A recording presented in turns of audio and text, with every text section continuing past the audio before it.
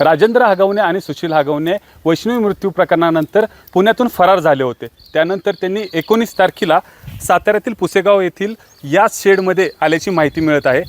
या शेडमध्ये त्यांचा काही काळ मुक्काम असल्याचे देखील सांगण्यात येत होतं। त्यानंतर त्यांचा पुढचा प्रवास झाला। ज्यांच्या शेडमध्ये ते राहिले ते आपल्यासोबत आहेत, आपण त्यांच्याशी बातचीत करणार आहोत। अमोल जाधव हे या शेड मालकांचं नाव आहे। अमोल, काय सांगाल, हे तुमच्या ओळखीचे कसे हागवणे दोन्ही पण? इथं आले होते, 10-15 मिनिट थांबले, आमचे आंबे वगैरे उतरायला चालले होते, हे इथं थांबले, एकटेच आले होते, काय म्हणजे काय बोलले नाहीत, काय नाही। पाऊस बी येत होता, थांबले, निघून गेले। त्याच्यानंतर काय आपल्याला काय म्हणजे कुठे गेले काय आपल्याला माहीत नाही।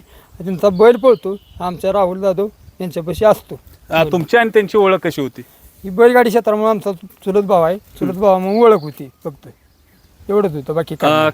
कधी आलेले ते, किती तारखेला आलेले ते, त्यानंतर त्यांनी किती वेळ इथं का थांबले ते? 19 तारखेला ते आले होते, 4:30-5 वाजता इथं आले असतील। एक 10 ते 15 मिनिटं थांबले आणि इथून ते निघून गेले। परत कुठे गेले काय आपल्याला काय तपास काय त्यांचा काय माहीत नाही। परत त्यांनी सांगितलं की तुम्ही त्यांचे बंधू आहेत, तुमच्या ओळखीचे कधीपासून होते ते आणि त्यांच्याबरोबर कोण कोण आलं होतं? 1.5 ते 2 वर्ष झालं आमच्या ओळखीला। बैलाच्या क्षेत्रातून त्यांचा एक बैल माझ्याजवळ सांभाळायला असतो, त्यातून ओळख आहे आमची। तर ते दोघेही आले होते, एकच अमोल असताना तर ते एकच जण आले होते पुढे, सुशील आणि राजेंद्र हागवणे गाडीतच होते।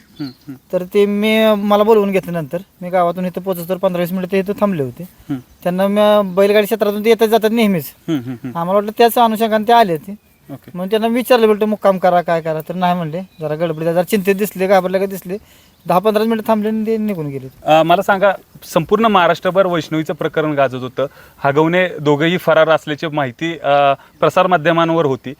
तुम्हाला त्याची काय जाणीव झाली का? तुम्हाला माहिती नव्हतं का ते? नाही, आम्हाला माहितीच नव्हतं, आम्हाला कळालं दुसऱ्या दिवशी, म्हणजे थोडासा अंदाज आला की घाबरलेत का काय। जेव्हा आम्ही जराशी चौकशी करायला सुरुवात केली त्यानंतर आम्हाला कळत गेलं की ते इथून निघून गेल्यानंतर आम्हाला ते कळालं की असं घडलेलं आहे। कधीपासून तुमची ओळख आहे आणि त्याचबरोबर तुमची आणि त्यांची ओळख कोणासोबत होती? तुमची ओळख नेमकी? सुशील हागवणेशी माझी ओळख होती आणि 1.5 ते 2 वर्ष झालं ओळख आहे। महिन्यातून एकतरी राऊंड त्यांचा इकडे होतच होता पुसेगावला।